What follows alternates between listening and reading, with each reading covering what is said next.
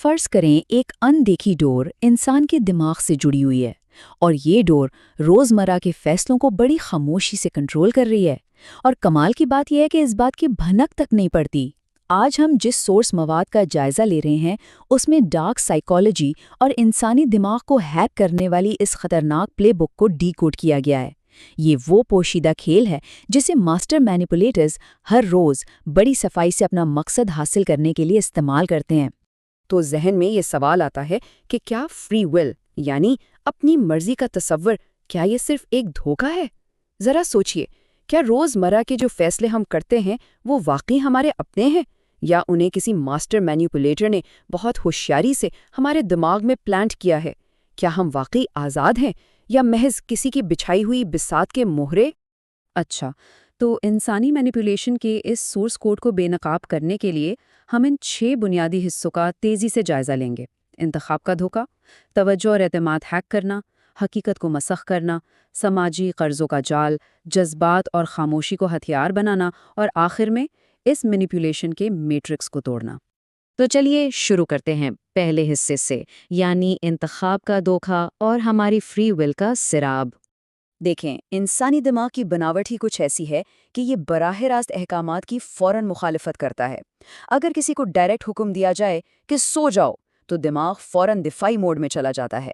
لیکن اگر 2 بہت احتیاط سے ڈیزائن کیے گئے آپشنز پیش کیے جائیں، جیسے 8 بجے سونا ہے یا 8:30 بجے، تو یہ ایک ایسا فریم بناتا ہے جس میں انسان کو لگتا ہے کہ اس نے نیگوسیشن جیت لی ہے، حالانکہ در حقیقت ایک اندیکھی باؤنڈری قائم کر دی گئی ہے، اور انسان ان دونوں میں سے جو بھی راستہ چنے وہ سیدھا مینیپولیٹر کے ہی مقصد کی طرف لے جاتا ہے۔ اسی طرح پرسیپشول مینیپولیشن یا اینکرنگ کا اصول بھی بے حد دلچسپ ہے۔ اس میں ہوتا یہ ہے کہ ایک بالکل غیر معقول اور بڑا مطالبہ بطور اینکر استعمال کیا جاتا ہے۔ مثال کے طور پر روزانہ 3 گھنٹے اضافی کام کا مطالبہ، ظاہر ہے اسے مسترد کر دیا جائے گا، لیکن پھر جب اس کے فوراً بعد ویکینڈ پر صرف 4 گھنٹے کام کرنے کا چھوٹا مطالبہ سامنے آتا ہے تو وہ اچانک ایک بہت بڑا ریلیف محسوس ہوتا ہے۔ انسان کو لگتا ہے کہ واہ، میں نے خود کو بڑے عذاب سے بچا لیا، جبکہ اصل کہانی یہ ہے کہ ہدف ہمیشہ سے وہی 4 گھنٹے کا کام ہی تھا۔ اب ہم بڑھتے ہیں دوسرے حصے کی جانب، جو ہے توجہ اور اعتماد کو ہیک کرنا اور لاشعور کو کنٹرول کرنا۔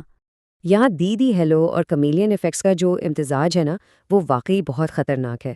ہوتا یہ ہے کہ جب کوئی بہترین ڈریسنگ کرتا ہے، پرفیکٹ پوسچر بناتا ہے اور سامنے والے کی باڈی لینگویج کی خاموشی سے نقل یعنی مررنگ کا ماسٹر بن جاتا ہے، تو وہ انسان کے منطقی دفاع کو بڑی آسانی سے بائی پاس کر لیتا ہے۔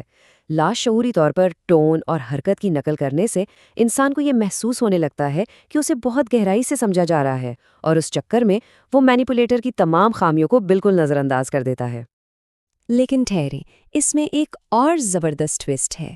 انسانی دماغ لاشعوری طور پر مکمل پرفیکشن سے ڈرتا بھی ہے، اس لیے ایک ماسٹر مینیپولیٹر جان بوجھ کر ایک سوچی سمجھی غلطی کرتا ہے، جیسا کہ 1966 کے مشہور پریٹ فیلن ایفیکٹ کے تجربے سے ثابت ہوتا ہے۔ کافی گرانے یا پین گرانے جیسی چھوٹی سی بظاہر معصوم سی غلطی اس شخص کو زیادہ حقیقی اور اپنا سا بنا دیتی ہے۔ اس سے ہوتا یہ ہے کہ دفاعی میکانزم فوراً گر جاتے ہیں اور ایک انتہائی گہرا بھروسہ پیدا ہوتا ہے۔ تو اس کا سب سے اہم پہلو یہ ہے کہ کسی سے ایک بالکل چھوٹا سا فیور یا مدد مانگنا، جیسے ایک پین ادھار مانگ لینا، یہ دماغ کو مجبور کرتا ہے کہ وہ اس مدد کو جسٹیفائی کرے۔ دماغ اس ذہنی الجھن، جسے ہم کوگنیٹو ڈسوننس کہتے ہیں، کو دور کرنے کے لیے اچانک یہ فیصلہ کر لیتا ہے کہ بھئی یہ سامنے والا انسان تو بہت اچھا ہے، یعنی ایک بظاہر معصوم سا کام ہمارے سوچنے کے انداز کو مکمل طور پر بدل کر رکھ دیتا ہے۔ چلیں اب آگے چلتے ہیں تیسرے حصے پر، حقیقت کو مسخ کرنا اور یادداشت کے ساتھ کھیلا جانے والا کھیل۔ 90% بقا کی شرح۔ اب ذرا تصور کریں، اگر کوئی ڈاکٹر کسی میڈیکل پروسیجر کو ان اعداد و شمار کے ساتھ پیش کرتا ہے تو مریض کا دماغ فوری طور پر اور بڑی خوشی سے اسے ایک بالکل محفوظ راستے کے طور پر قبول کر لیتا ہے۔ لیکن اگر بالکل اسی میڈیکل پروسیجر اور اسی ریاضی کو 10% اموات کی شرح کے طور پر فریم کر دیا جائے تو کیا ہوگا؟ یہ فوری طور پر خوف اور شدید گھبراہٹ کو جنم دے گا۔ سرجری وہی ہے، نمبرز وہی ہیں، لیکن اس سے یہ ثابت ہوتا ہے کہ انسانی دماغ دراصل حقائق کو جج نہیں کرتا، بلکہ انہیں پیش کرنے کے انداز اور اس کے فریم کو جج کرتا ہے۔ اسی سورس میں ایک اور کمال کا کانسیپٹ ہے دی زیگارنک ایفیکٹ۔ 1920 کی دہائی میں وینا کے ایک کیفے میں ویٹرز کا مشاہدہ کر کے یہ اصول دریافت کیا گیا تھا کہ ہمارا دماغ نامکمل کاموں یا انکلوزڈ لوپس کو زیادہ شدت سے یاد رکھتا ہے۔ یہی وجہ ہے کہ ایک ہوشیار مینیپولیٹر کسی بھی گفتگو کو بالکل اس کے عروج پر پہنچ کر اچانک ختم کر دیتا ہے۔ پھر ہوتا یہ ہے کہ دماغ اس ادھوری بات پر جنونی انداز میں سوچتا رہتا ہے اور مینیپولیٹر بغیر کچھ کہے اور بغیر کوئی کرایہ دیے ذہن پر سوار رہتا ہے۔ اب اس جملے پر غور کریں، میں نے ایسا کبھی نہیں کہا فضول میں اوور تھنکنگ مت کرو۔ یہ کوئی عام سی بحث نہیں ہے، یہ مائکرو گیس لائٹنگ ہے۔ دراصل یہ ایک باقاعدہ اور سوچا سمجھا نفسیاتی حملہ ہے جس کا واحد مقصد انسان کو اس کی اپنی ہی یادداشت پر شک کرنے پر مجبور کرنا ہے۔ اس کا لگاتار استعمال انسان کا اعتماد مکمل طور پر چھین لیتا ہے، یہاں تک کہ وہ خود حقیقت کو سمجھنے کی صلاحیت ہی کھو دیتا ہے۔ خیر، اب وقت ہے چوتھے حصے کا، سماجی قرضوں کا جال اور بدلے کا اصول۔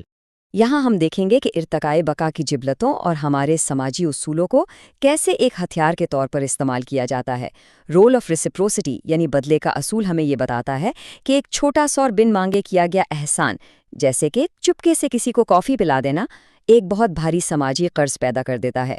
اس چھوٹی سی انویسٹمنٹ کے بدلے میں دماغ بے تابی سے اس قرض کو اتارنا چاہتا ہے، اور نتیجہ یہ نکلتا ہے کہ انسان بدلے میں 3 گھنٹے کی مفت رپورٹ بنانے کا کام بھی خوشی خوشی کر گزرتا ہے۔ اور پھر آتی ہے ڈاؤنورڈ انفلیکشن، یعنی جملے کے اختتام پر آواز کی پچ کو تھوڑا سا نیچے کی طرف لے جانا۔ یہ ایک عام سے سوال کو ایک حتمی اور قطعی حکم میں بدل دیتا ہے۔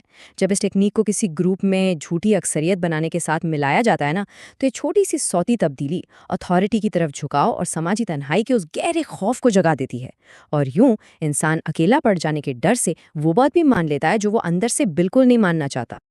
اب ہم اس پلے بک کے 5ویں اور شاید سب سے سنگین حصے میں داخل ہو رہے ہیں، جذبات اور خاموشی کو ہتھیار بنانا۔ مشہور ماہر نفسیات بی ایف اسکنر کے اس مشہور تجربے والے چوہوں کی طرح انسان کا جذباتی استحکام بھی ہیک کیا جا سکتا ہے۔ جب مینیپولیٹرز ایک متوقع اور نارمل توجہ دینے کے بعد اچانک غیر متوقع رویے کی طرف چلے جاتے ہیں اور بریڈ کرمبنگ یعنی بس ذرا سی توجہ دینا شروع کرتے ہیں، تو سامنے والا بری طرح ان کا عادی ہو جاتا ہے۔ وہ مکمل کنٹرول میں آ جاتا ہے، کیونکہ دماغ اسی الجھن میں رہتا ہے کہ اگلا ریوارڈ یا اگلی توجہ آخر کب ملے گی۔ یہ جذباتی تباہی کا پیٹرن بہت ہی واضح ہے۔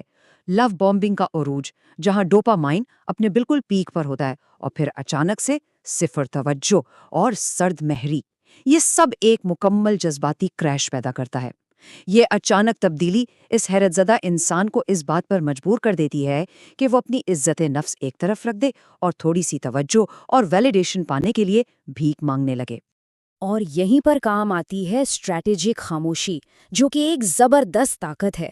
چونکہ انسانی دماغ کو یہ عجیب و غریب اور لمبی خاموشی بالکل بھی پسند نہیں ہوتی، اس لیے جب بات چیت یا کسی ڈیل کے دوران مینیپولیٹر اچانک چپ سادھ لیتا ہے تو سامنے والا گھبرا جاتا ہے، اور بس اسی خلا کو پر کرنے کے لیے وہ جلدی میں اپنے ہی راز اگل دیتا ہے یا خود ہی اپنی قیمت کم کر بیٹھتا ہے۔ آخر میں چھٹا اور آخری حصہ، اس نفسیاتی میٹرکس کو توڑنا اور خود کو محفوظ بنانا۔ تو بھائی اب سوال یہ ہے کہ کوئی بھی انسان اس پوشیدہ اور خطرناک میٹرکس سے باہر کیسے نکل سکتا ہے؟ دیکھیں، جس طرح مارشل آرٹس کسی پر بلا وجہ حملہ کرنے کے لیے نہیں بلکہ اپنا دفاع کرنے کے لیے سیکھا جاتا ہے، بالکل اسی طرح ان تمام حربوں اور پیٹرنز کو پہچاننا بے حد ضروری ہے۔ یہ پہچان ایک فرد کو ایک بے بس شکار ہونے سے نکال کر ایک با اختیار مبصر بنا دیتی ہے۔ یہ ہتھ کنڈے اب ہتھیار نہیں رہتے، بلکہ ایک ایسی مضبوط ڈھال بن جاتے ہیں جو انسان کو کسی بھی قسم کی مینیپولیشن سے بچاتے ہیں۔ یہ تمام سورس مٹیریل ہمیں ایک حتمی اور بہت ہی سوچنے پر مجبور کرنے والے سوال کے ساتھ چھوڑ دیتا ہے۔